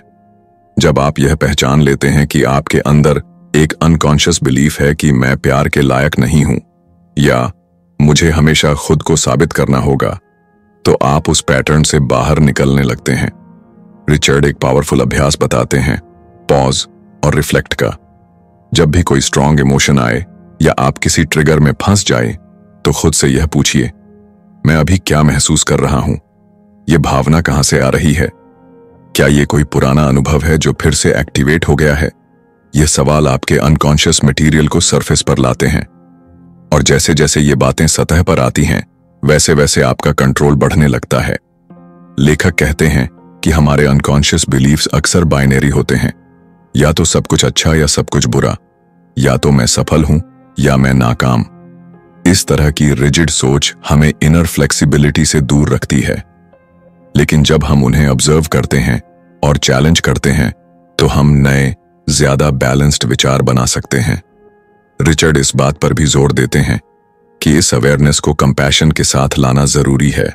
अगर हम अपने अनकॉन्शियस पार्ट्स को जज करेंगे तो वो और गहराई में छिप जाएंगे। हमें यह समझना होगा कि इन पैटर्न्स ने किसी समय पर हमारी रक्षा की थी, हमें सरवाइव करने में मदद की थी। अब समय है कि हम उन्हें जेंटली रिलीज करें। इस अध्याय का केंद्रीय संदेश है कि हमारा अनकॉन्शियस माइंड कोई रहस्यमय शक्ति नहीं है जिसे हम समझ नहीं सकते। अगर हम अवेयरनेस, क्यूरियोसिटी और सेल्फ रिफ्लेक्शन के साथ अपने अंदर झांकें तो धीरे धीरे वो हिस्सा रोशनी में आ जाता है। और जब एक बार अनकॉन्शियस कॉन्शियस हो जाता है तब हम असल में जिम्मेदारी लेना शुरू करते हैं, अपनी जिंदगी की, अपने बिहेवियर की और अपने फ्यूचर की। यही असली आत्मज्ञान की शुरुआत है और यही असली हीलिंग है। Chapter 12 retraining the brain. इस अध्याय में रिचर्ड ओकॉनर हमें यह सिखाते हैं कि बदलाव सिर्फ सोचने या समझने से नहीं आता, बल्कि उसके लिए हमें अपने दिमाग को दोबारा ट्रेन करना पड़ता है। हमारा ब्रेन पुराने पैटर्न्स और आदतों के हिसाब से वायर्ड होता है, और अगर हम चाहें कि हमारा ऑटोमेटिक सेल्फ बदले तो हमें उन न्यूरोलॉजिकल सर्किट्स को कॉन्शियसली बदलना होगा जो वर्षों से बने हुए हैं। लेखक न्यूरोसाइंस की रिसर्च का हवाला देते हुए बताते हैं कि हमारा मस्तिष्क बहुत ही फ्लेक्सिबल है। इसे न्यूरोप्लास्टिसिटी कहते हैं। इसका मतलब यह है कि हमारा ब्रेन लाइफ लॉन्ग बदल सकता है, नए रास्ते बना सकता है और पुरानी वायरिंग को पीछे छोड़ सकता है, लेकिन इसके लिए सस्टेन्ड एफर्ट और प्रैक्टिस जरूरी है। रिचर्ड बताते हैं कि हम अपने ऑटोमेटिक रिस्पॉन्सेस को तभी बदल सकते हैं जब हम नए रिस्पॉन्सेस को बार बार कॉन्शियसली चुनते हैं। अगर हमारा पुराना पैटर्न है कि हम आलोचना होने पर तुरंत डिफेंसिव हो जाते हैं या विड्रॉवल में चले जाते हैं, तो हमें इस पैटर्न को पकड़ना होगा और उसे बार बार रोकना होगा। हर बार जब हम उस ऑटोमेटिक रिस्पॉन्स को रोककर एक नया रिस्पॉन्स चुनते हैं, जैसे काल्मली जवाब देना या बस चुपचाप सुनना, तो हम अपने दिमाग की नई वायरिंग बना रहे होते हैं। लेखक यह भी कहते हैं कि इसमें समय लगता है क्योंकि पुराने सर्किट्स मजबूत होते हैं। जैसे ही हम तनाव में आते हैं या थके होते हैं, ब्रेन उसी पुरानी राह पर लौट जाता है। इसलिए रेपिटेशन, कंसिस्टेंसी और पेशेंस बहुत जरूरी है। रिचर्ड मेडिटेशन, विजुअलाइजेशन और बिहेवियरल रिहर्सल जैसे टूल्स का सुझाव देते हैं। मेडिटेशन दिमाग की अवेयरनेस बढ़ाता है और हमें उस क्षण में रहने की शक्ति देता है जहां हम पुराने पैटर्न को तोड़ सकते हैं। विजुअलाइजेशन में हम अपने आप को मेंटली किसी नई सिचुएशन में बिहेव करते हुए देखते हैं, जैसे खुद को असर्टिव बनते हुए या किसी डिफिकल्ट कॉन्वर्सेशन को कॉन्फिडेंटली हैंडल करते हुए। बिहेवियरल रिहर्सल का मतलब है एक्चुअल जीवन में किसी नई बिहेवियर को बार बार प्रैक्टिस करना। अगर आप चाहें कि आपकी आदतें बदलें, तो आपको बार बार उसी नई आदत को चूज करना होगा, इवन जब मन ना हो। रिचर्ड बताते हैं कि जर्नल में रोज अपने रिस्पॉन्सेस को ट्रैक करना एक शानदार तरीका है, यह देखने का कि आप कितनी बार अपने पुराने पैटर्न को दोहराते हैं और कितनी बार आप उसमें बदलाव लाने में सफल होते हैं। इससे न सिर्फ अवेयरनेस बढ़ती है, बल्कि यह आपको प्रोग्रेस का कॉन्क्रीट प्रूफ भी देता है। लेखक कहते हैं कि शुरू में यह अभ्यास मैकेनिकल और कठिन लग सकता है, लेकिन धीरे धीरे यह नया बिहेवियर भी ऑटोमेटिक बन जाता है, पुराने की जगह लेने लगता है। हमारा ब्रेन रिवॉर्ड के प्रति संवेदनशील होता है, इसलिए अगर हम हर छोटे सक्सेस को सेलिब्रेट करें तो ब्रेन उस बिहेवियर को और मजबूती से अपनाता है। रिचर्ड इस बात पर जोर देते हैं कि ब्रेन ट्रेनिंग का मतलब सिर्फ आदत बदलना नहीं, बल्कि अपने आप पर विश्वास पैदा करना है कि हम बदल सकते हैं। जब हम बार बार अपने आप को यह साबित करते हैं कि हम पुरानी इमोशनल रिएक्टिविटी से ऊपर उठ सकते हैं, तो सेल्फ एफिकेसी यानी आत्मविश्वास गहराता है। इस अध्याय का सार यह है कि ब्रेन चेंज थ्योरी कोई एब्स्ट्रैक्ट कॉन्सेप्ट नहीं है, यह एक प्रैक्टिकल रास्ता है सेल्फ ट्रांसफॉर्मेशन का। अगर हम चाहें तो हम अपने दिमाग को एंजाइटी से काल्मनेस की तरफ, गिल्ट से सेल्फ कंपैशन की तरफ और फियर से करेज की तरफ रिट्रेन कर सकते हैं, लेकिन इसके लिए हमें कॉन्शियस प्रैक्टिस करनी होगी, बार बार करनी होगी, ताकि एक दिन वो नई राह भी हमारी ऑटोमेटिक बन जाए। Chapter 13 the role of relationships. इस अध्याय में रिचर्ड ओकॉनर यह बताते हैं कि किसी भी व्यक्ति के हीलिंग और ट्रांसफॉर्मेशन में रिश्तों की भूमिका बेहद अहम होती है। हमारा ऑटोमेटिक सेल्फ केवल अकेले में नहीं बनता, बल्कि यह हमारे आसपास के लोगों के साथ हुए अनुभवों से आकार लेता है। हमारे माता पिता, दोस्त, पार्टनर और यहां तक कि समाज के साथ हमारा इंटरैक्शन इस बात को तय करता है कि हम खुद को कैसे देखते हैं और दूसरों से कैसे जुड़ते हैं। रिचर्ड कहते हैं कि बहुत बार हमारे अनकॉन्शियस पैटर्न्स रिश्तों में ही सबसे ज्यादा उजागर होते हैं। जैसे अगर कोई व्यक्ति बार बार ऐसा पार्टनर चुनता है जो उसे नजरअंदाज करता है या कंट्रोल करता है, तो उसके पीछे कोई पुराना पैटर्न काम कर रहा होता है। शायद बचपन में उसने सीखा था कि प्यार का मतलब है खुद को छोटा महसूस करना या दूसरों की नीड्स को अपनी नीड्स से ऊपर रखना। इसलिए अगर हम सच में बदलना चाहते हैं तो हमें अपने रिश्तों की डायनामिक्स को भी गहराई से देखना होगा। लेखक बताते हैं कि हीलिंग रिलेशनशिप्स वे होते हैं जिनमें एम्पैथी, ऑनेस्टी और सेफ्टी हो। जब कोई व्यक्ति बिना जज किए आपकी भावनाओं को सुनता है, उन्हें स्वीकार करता है और आपकी कमजोरियों को भी सम्मान देता है, तो वह रिश्ता आपके ऑटोमेटिक सेल्फ को बदलने में मदद करता है। रिचर्ड बताते हैं कि ये हीलिंग सिर्फ थेरेपी में नहीं होती, बल्कि किसी भरोसेमंद दोस्त, साथी या सपोर्ट ग्रुप के जरिए भी संभव है। जब हम अपने अनुभवों को शब्दों में कहते हैं, किसी ऐसे इंसान के सामने जो सचमुच हमें समझने की कोशिश करता है, तो हमारे भीतर क्लैरिटी आने लगती है। अनकॉन्शियस बिलीफ्स जो अब तक अंधेरे में थे, वे धीरे धीरे रोशनी में आने लगते हैं। लेखक यह भी कहते हैं कि जब हम किसी करीबी के साथ ऑथेंटिक कनेक्शन बनाते हैं, तो वह कनेक्शन हमें यह अनुभव देता है कि मैं अकेला नहीं हूं, और यह भावना हमारे ब्रेन को नए न्यूरल पाथवेज बनाने में मदद करती है। रिचर्ड यहां एक चेतावनी भी देते हैं, सभी रिश्ते हीलिंग नहीं होते। कुछ रिश्ते हमें बार बार हमारे पुराने घावों की तरफ धकेलते हैं, जहां हम खुद को असुरक्षित, अनदेखा या बेकार महसूस करते हैं। ऐसे टॉक्सिक रिलेशनशिप्स को पहचानना और उनसे दूरी बनाना भी हीलिंग का हिस्सा है। लेखक यह स्पष्ट करते हैं कि एक व्यक्ति जितना भी खुद पर काम कर ले, अगर वह लगातार ऐसे रिश्तों में है जो उसे शेम या गिल्ट से भरते हैं, तो ट्रांसफॉर्मेशन अधूरा रहेगा। रिचर्ड हमें यह भी सिखाते हैं कि हेल्थी रिलेशनशिप्स की शुरुआत सेल्फ अवेयरनेस से होती है। जब हम यह समझ जाते हैं कि हमारी एक्सपेक्टेशंस और फियर्स कहां से आ रही हैं, तो हम दूसरों पर ब्लेम डालने के बजाय जिम्मेदारी लेना शुरू करते हैं। हम यह जान पाते हैं कि किसी रिश्ते में जो दर्द हम बार बार महसूस करते हैं, वह शायद बाहर से नहीं बल्कि हमारे भीतर से आ रहा है, किसी पुरानी अनमेट नीड से, किसी अधूरे अनुभव से। इस अध्याय का मुख्य संदेश है कि हम इंसान इनहेरेंटली रिलेशनल होते हैं। हमारा दिमाग, हमारा नर्वस सिस्टम और हमारा ऑटोमेटिक सेल्फ सभी रिश्तों से प्रभावित होते हैं। इसलिए अगर हमें अपने भीतर बदलाव लाना है, तो हमें ऐसे रिश्ते बनाने होंगे जो कंपैशन, ऑनेस्टी और इमोशनल सेफ्टी से भरे हों। यही रिश्ते हमें वह स्पेस देते हैं जिसमें हम धीरे धीरे अपनी असलियत से जुड़ सकते हैं, और वहीं से शुरू होता है असली बदलाव, असली फ्रीडम। Chapter 14 getting started. इस अध्याय में रिचर्ड ओकॉनर हमें यह बताते हैं कि अब जबकि हमने अपने ऑटोमेटिक सेल्फ को समझ लिया है, उसकी जड़ों और प्रभावों को जान लिया है, तो अब समय आ गया है कि हम इस समझ को एक्शन में बदलें। लेखक हमें याद दिलाते हैं कि ट्रांसफॉर्मेशन कोई एक दिन का काम नहीं है, यह एक लंबी लेकिन रिवॉर्डिंग जर्नी है। इसलिए सबसे पहला कदम है छोटा लेकिन पक्का कदम उठाना। रिचर्ड कहते हैं कि हमें परफेक्ट बनने की जरूरत नहीं है, बल्कि कमिटेड बनने की जरूरत है।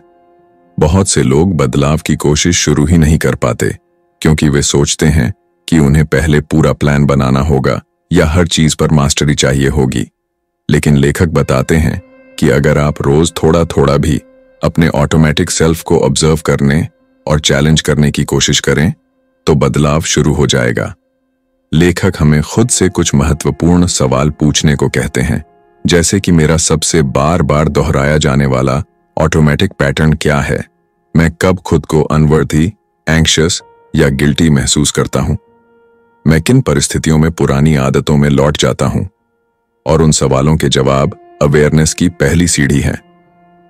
रिचर्ड सुझाव देते हैं कि आप एक जर्नल रखना शुरू करें, जिसमें आप अपने डेली एक्सपीरियंसेस को नोट करें, खासकर उन पलों को जब आपका ऑटोमेटिक सेल्फ एक्टिवेटेड हुआ हो, जैसे कोई बहस, कोई इमोशनल ट्रिगर या कोई असहज स्थिति। इससे आपको अपने अंदर के पैटर्न्स को पहचानने में आसानी होगी। इसके अलावा लेखक यह भी कहते हैं कि अपने गोल्स को रियलिस्टिक रखें। अगर आप हर दिन सिर्फ 5 मिनट भी सेल्फ अवेयरनेस की प्रैक्टिस करते हैं, चाहे वो मेडिटेशन हो, जर्नलिंग हो या किसी साथी से बातचीत, तो यह 5 मिनट धीरे धीरे आपके दिमाग की वायरिंग को बदल सकते हैं। रिचर्ड एम्फसाइज करते हैं कि इस यात्रा में सबसे जरूरी चीज है सेल्फ कंपैशन। जब आप अपने पुराने ऑटोमेटिक बिहेवियर्स को देखें या कोई पुरानी गलती फिर से हो जाए, तो खुद को जज करने की बजाय समझें कि यह प्रोसेस का हिस्सा है। बदलाव लिनियर नहीं होता, उसमें उतार चढ़ाव आते हैं। हर सेटबैक भी ग्रोथ का हिस्सा है, अगर आप उससे सीखें। लेखक यह भी बताते हैं कि अकाउंटेबिलिटी बहुत जरूरी है। अगर आप किसी दोस्त, थेरेपिस्ट या सपोर्ट ग्रुप के साथ अपने अनुभव साझा करते हैं, तो आपकी कंसिस्टेंसी बढ़ती है। आपको याद रहता है कि आप क्यों बदलना चाहते हैं, और किसी का सहारा होने से मुश्किलें आसान लगती हैं। इस अध्याय में रिचर्ड हमें याद दिलाते हैं कि हम जितना ज्यादा अपनी रिएक्शंस को ऑब्जर्व करेंगे, उतना ही ज्यादा हम उनमें बदलाव ला पाएंगे।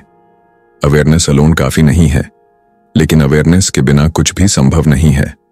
इसलिए हर दिन खुद से यह कमिटमेंट लें कि आप थोड़ी देर के लिए खुद के साथ बैठेंगे, अपनी भावनाओं को सुनेंगे और अपने रिएक्शंस को समझने की कोशिश करेंगे। लेखक कहते हैं कि यह प्रोसेस एक इनर रिपेरेंटिंग की तरह है। आप खुद अपने लिए वो सपोर्ट और गाइडेंस बनते हैं जो कभी आपको नहीं मिला। आप अपने पुराने बिलीफ्स को जेंटली चैलेंज करते हैं, अपने फियर्स को समझते हैं और हर दिन अपने ऑथेंटिक सेल्फ के करीब जाते हैं। अंत में रिचर्ड हमें यह आश्वासन देते हैं कि बदलाव संभव है। आपके भीतर ही है वो शक्ति जो आपको ऑटोमेटिक सेल्फ की जंजीरों से आजाद कर सकती है। लेकिन यह शक्ति जागती है एक एक छोटे कॉन्शियस चॉइस से, हर दिन, हर पल। यही पहला कदम है एक नई जिंदगी की ओर। Chapter 15 it's not only in your head. इस अध्याय में रिचर्ड ओकॉनर यह स्पष्ट करते हैं कि हमारा ऑटोमेटिक सेल्फ सिर्फ एक मानसिक पैटर्न नहीं है, बल्कि यह हमारे पूरे शरीर में फैला होता है। हमारे नर्वस सिस्टम, हमारे हार्मोन्स, हमारी मसल मेमोरी, हमारी हार्ट बीट तक में। इसलिए अगर हमें सच में बदलाव चाहिए, तो हमें केवल सोचने का तरीका नहीं, बल्कि जीने का तरीका बदलना होगा। रिचर्ड बताते हैं कि जब हम बार बार एंग्जाइटी, शेम या गिल्ट जैसे इमोशनल स्टेट्स में रहते हैं, तो ये भावनाएं केवल मेंटल नहीं होती, वे हमारे शरीर में रुक जाती हैं, जैसे किसी तरह की एनर्जेटिक मेमोरी बन जाती है। हमारी बॉडी उन इमोशंस को याद रखती है जिन्हें हमने कभी फुली प्रोसेस नहीं किया, और वे बार बार हमारी रिएक्शंस को शेप करती हैं। लेखक इसे सोमैटिक मेमोरी कहते हैं, यानी हमारी फिजिकल बॉडी में जमा अनुभव जो हमारे बिहेवियर को गाइड करते हैं, भले ही हमारा दिमाग उन्हें कॉन्शियसली न समझ पाए। रिचर्ड कहते हैं कि इसलिए हीलिंग सिर्फ टॉकिंग से नहीं होती। अगर हम सिर्फ अपने थॉट्स को बदलने की कोशिश करें, लेकिन बॉडी की लैंग्वेज को न समझें, तो बदलाव अधूरा रह जाएगा। इसलिए वे बॉडी बेस्ड अप्रोचेस की अहमियत पर जोर देते हैं, जैसे yoga, tai chi, conscious breathing, body scan meditation या कोई ऐसा प्रैक्टिस जो हमें अपने शरीर के साथ दोबारा जोड़ सके। लेखक यह भी बताते हैं कि हमारे ऑटोमेटिक रिस्पॉन्सेज फाइट, फ्लाइट या फ्रीज के रूप में एक्टिवेट होते हैं। यानी जब भी कोई ट्रिगरिंग सिचुएशन आती है, तो हमारा शरीर पहले रिस्पॉन्ड करता है, दिमाग बाद में। इसलिए जब हम सिर्फ सोचो अच्छा या पॉजिटिव रहो जैसी सलाह अपनाते हैं, तो वो ज्यादा असर नहीं करती, क्योंकि शरीर पहले ही अलर्ट या शटडाउन मोड में जा चुका होता है। रिचर्ड यहां एक पावरफुल अभ्यास सुझाते हैं, पॉज एंड सेंस। जब भी आप किसी डिफिकल्ट इमोशन को महसूस करें, तो तुरंत उस इमोशन को मेंटली एनालाइज करने की बजाय एक पॉज लें और अपने शरीर को स्कैन करें। कहां टाइटनेस है, सांस कहां अटकी है, दिल की धड़कन तेज है या धीमी। इस तरह का ऑब्जर्वेशन आपको अपने इनर बॉडी सिग्नल से जोड़ता है, और यह कनेक्शन हीलिंग की पहली सीढ़ी होता है। लेखक बताते हैं कि जब आप बार बार बॉडी और माइंड के बीच यह पुल बनाते हैं, तो आप ग्रेजुअली अपने ऑटोमेटिक रिएक्शंस को रेगुलेट करना सीख जाते हैं। आप एंग्जाइटी में फंसने की बजाय अपने शरीर को शांत करना सीखते हैं, और वहीं से आपके दिमाग की क्लैरिटी वापस आती है। रिचर्ड यह भी मानते हैं कि हमारी संस्कृति बॉडी की विजडम को सप्रेस करती है। हमें बचपन से सिखाया जाता है कि भावनाओं को कंट्रोल करो, शरीर को इग्नोर करो और लॉजिकल बनो। लेकिन सच्चाई यह है कि शरीर के सिग्नल्स ही सबसे ज्यादा ऑथेंटिक होते हैं। अगर हम उन्हें सुने, समझें और उनके साथ काम करें तो हम अपने ऑटोमेटिक सेल्फ के जाल से धीरे धीरे बाहर निकल सकते हैं। इस अध्याय का मुख्य संदेश यह है कि हीलिंग एक फुल बॉडी प्रोसेस है। आपका माइंड और बॉडी मिलकर वो स्टोरी दोहराते हैं जो आपने सालों पहले सीखी थी। लेकिन जब आप उस स्टोरी को पूरी तरह ऑब्जर्व करने लगते हैं, बिना जज किए, पूरी अवेयरनेस के साथ, तो आप उसे रीराइट करना शुरू कर सकते हैं और यही असली बदलाव की शुरुआत है। Chapter 16 the mystery of grace don't इस अंतिम अध्याय में रिचर्ड ओकॉनर हमें यह समझाते हैं कि जब हम एक लंबे समय तक सेल्फ अवेयरनेस, सेल्फ डिसिप्लिन और हीलिंग प्रैक्टिसेस में लगे रहते हैं, तब एक समय ऐसा आता है जब बदलाव अपने आप घटने लगता है, बिना जोर लगाए, बिना किसी स्ट्रगल के। इसी रहस्यमयी अनुभव को लेखक ग्रेस कहते हैं। यह वह पल होता है जब हम किसी डीपली इंग्रेन्ड ऑटोमेटिक बिहेवियर को अचानक पहचान लेते हैं और उस पर कॉन्शियसली प्रतिक्रिया करना शुरू कर देते हैं। यह कोई जादू नहीं है, बल्कि सालों की इनर वर्क, ऑनेस्टी और कमिटमेंट का फल होता है। रिचर्ड बताते हैं कि ग्रेस कोई एक ड्रामेटिक घटना नहीं होती, बल्कि सटल, रोजमर्रा की जिंदगी में क्वाइटली प्रकट होती है। जैसे कि किसी बहस के बीच आप पहली बार चुप रहकर ऑब्जर्व करते हैं, किसी शेमफुल थॉट को पहचान कर खुद को जज करने की बजाय प्यार से समझाते हैं, या किसी पुराने ट्रिगर के बावजूद काल्म रहते हैं। ये सब ग्रेस के संकेत हैं। ग्रेस का मतलब है कि आपका ट्रू सेल्फ धीरे धीरे सरफेस पर आ रहा है। अब आप केवल अपने पुराने पैटर्न से कंट्रोल नहीं हो रहे, बल्कि आप उनमें से चुनना सीख रहे हैं। आप अपनी भावनाओं को फील कर पा रहे हैं बिना ओवरवेल्म हुए। आप दूसरों से कनेक्ट कर पा रहे हैं बिना अपनी बाउंड्रीज खोए। रिचर्ड ये भी बताते हैं कि ग्रेस हमेशा लिनियर नहीं होती। कई बार लगता है कि आपने बहुत प्रोग्रेस कर ली है और फिर किसी दिन पुरानी आदतें वापस आ जाती हैं। लेकिन इस स्थिति में भी फर्क ये होता है कि अब आप अवेयर होते हैं, अब आप खुद को उतना ब्लेम नहीं करते और फिर से बैलेंस में लौटने की कैपेसिटी रखते हैं। लेखक इस ट्रांसफॉर्मेशन को स्पिरिचुअल अवेकनिंग जैसा मानते हैं, लेकिन इसे किसी धर्म या नियम से नहीं जोड़ते। वे इसे ह्यूमन ग्रोथ की सबसे ऑथेंटिक स्थिति मानते हैं। एक ऐसी जगह जहां आप अपने फ्लॉज को पहचानते हैं लेकिन उनसे डरते नहीं हैं, जहां आप अपने अंदर कंपैशन महसूस करते हैं, खुद के लिए और दूसरों के लिए भी। इस अध्याय का सार यह है कि ऑटोमेटिक सेल्फ से बाहर निकलने की यात्रा केवल बिहेवियर चेंज की नहीं है। यह एक गहरी स्पिरिचुअल यात्रा है जो आपको अपने असली स्वरूप से जोड़ती है। रिचर्ड कहते हैं कि यह प्रक्रिया कठिन है, लेकिन उसका फल एक ऐसी जिंदगी है जो ज्यादा ऑथेंटिक, कनेक्टेड और मीनिंगफुल होती है। आप कंट्रोल से फ्रीडम की ओर बढ़ते हैं, शेम से सेल्फ एक्सेप्टेंस की ओर और कंफ्यूजन से क्लैरिटी की ओर। ग्रेस इस बात की याद दिलाती है कि आप मशीन नहीं हैं, आप एक इवॉल्विंग ह्यूमन बीइंग हैं और आपके अंदर वो सारी शक्ति है जो बदलाव के लिए जरूरी है। आपने अपनी आदतों को देखा, उन्हें समझा, उनसे जूझे और अब आप उन्हें कॉन्शियसली बदलना सीख चुके हैं। और यही है इस किताब का अंतिम संदेश कि आप ऑटोमेटिक सेल्फ के परे एक नई जिंदगी बना सकते हैं, एक ऐसी जिंदगी जो आपके अवेयरनेस, चॉइस और कंपैशन पर आधारित हो। आपने अभी जिस किताब को सुना, रीवायर बाय रिचर्ड ओकॉनर, वो सिर्फ एक किताब नहीं बल्कि खुद को गहराई से समझने और बदलने का एक रास्ता है।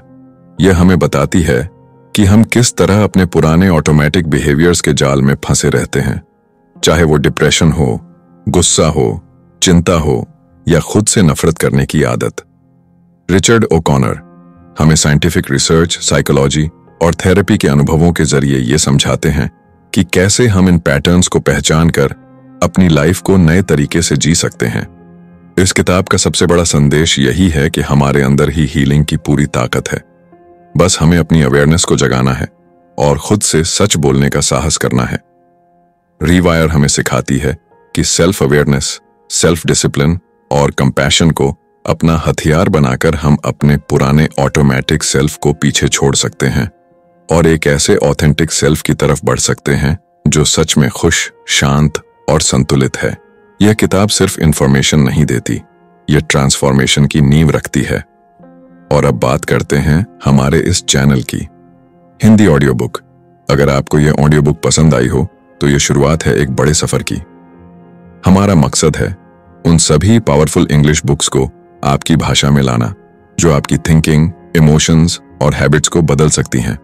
हर कहानी, हर चैप्टर, हर इंसाइट को हम ऐसे सुनाते हैं कि वो सिर्फ जानकारी न लगे बल्कि आपके दिल और जहन का हिस्सा बन जाए। हिंदी ऑडियो बुक पर हम सिर्फ किताबें नहीं सुनाते, हम एक नई सोच, नई शुरुआत और खुद से जुड़ने का तरीका देते हैं। अगर आपने अब तक सब्सक्राइब नहीं किया है तो जरूर करिए, क्योंकि आने वाले दिनों में हम आपके लिए ऐसी ही लाइफ चेंजिंग किताबें लाते रहेंगे, हर बार नए अंदाज, नए इमोशंस और गहराई के साथ।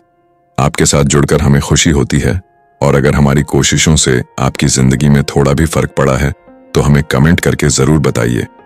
आपका फीडबैक हमें और बेहतर बनाने में मदद करता है। धन्यवाद कि आपने हमें अपना समय और भरोसा दिया।